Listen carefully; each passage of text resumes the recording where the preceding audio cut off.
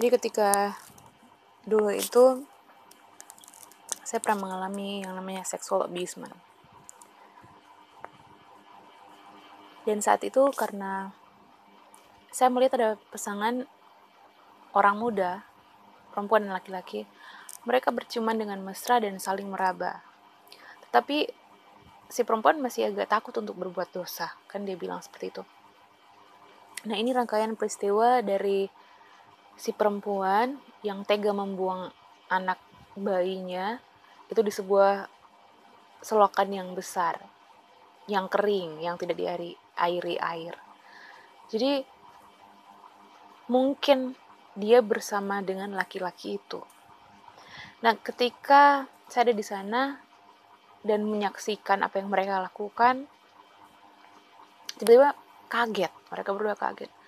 Pas kaget, itu dia dipengaruhi entahlah apakah obat terlarang, narkoba, atau minuman keras, alkohol. Jadi mereka berdua agak tidak begitu sadar. Jadi agak mabuk ketika mereka melakukan hal itu, dan saya pergoki. Tiba-tiba marah, si perempuan itu marah. Jadi itu seperti mau closing kan, mereka sudah selesai berhubungan intim dan ada ciuman-ciuman begitu. Tapi sebelumnya saya sudah lihat, tiba-tiba si perempuan itu marah, dia kaget, dia lihat sudah mau menggunakan pakaian. Tiba-tiba dia datang dan tempeleng saya, rambut saya ditarik, dan itu kisah Fitria. Dan dia membawa saya ke ruangan mereka itu, dan kemudian mereka berdua bergantian membuli saya. Nah, ketika itu si perempuan itu agak karena dia merasa shock. Ada orang yang melihat perbuatannya mereka berdua itu yang agak menjijikkan.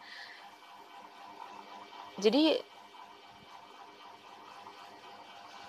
dia berusaha untuk menutupi rasa malunya itu dengan cara membuli. Jadi dia bully waktu itu, dan dia paksa si laki-laki itu untuk juga membuli saat itu. Jadi ketika mereka melakukan hal yang istilahnya mereka karena merasa malu, jadi mereka tutupi, mereka mengancam dengan mengatakan kamu harus tutup mulut atau tidak mereka akan membunuh, ya kan, karena saksi mata. Ya, dan benar perempuan itu hamil. Jadi saat itu dalam pengaruh terhadap si laki-laki itu yang tidak terlalu sadar, seperti ya mungkin seperti orang yang mabuk, dia kemudian melecehkan dengan perbuatan seksual. Padahal dia baru saja meniduri perempuan itu. Tapi karena dia pengaruh mabuk dan dia telah minum obat perangsang, ya makanya dia melakukan sexual abusement.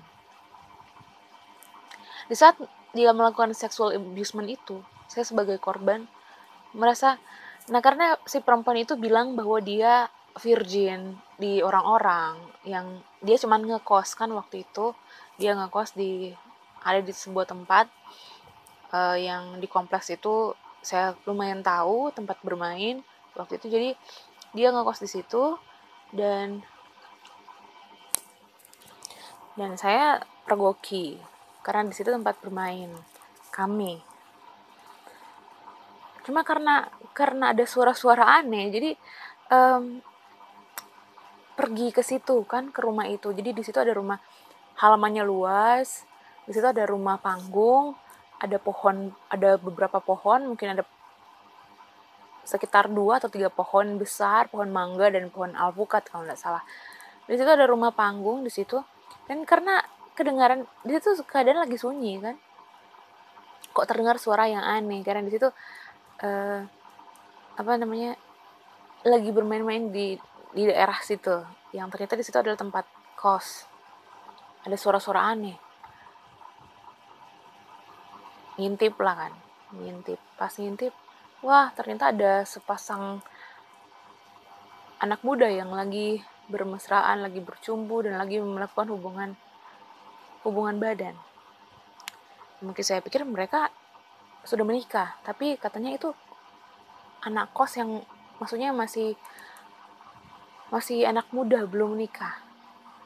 Nah, ketika itu terjadi, jadi saya dijadikan bahan, dibully dan dilecehkan karena itu karena dia ancam.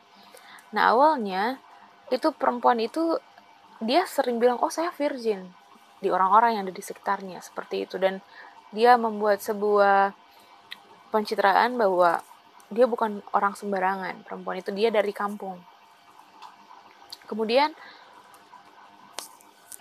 ya karena kami masih anak-anak kan waktu itu,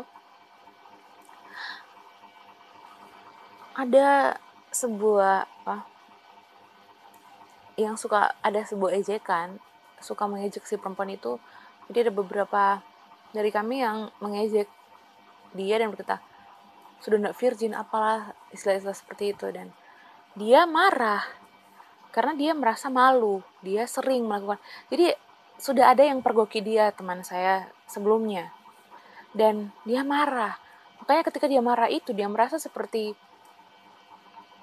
nodanya itu, aibnya itu diketahui orang lain. Makanya untuk menutupi supaya tidak dicemarkan ya kan namanya, dia suruh si laki-laki yang tiduri dia itu untuk sama juga, untuk lecehkan, untuk tiduri juga dalam keadaan yang mabuk, yang berat.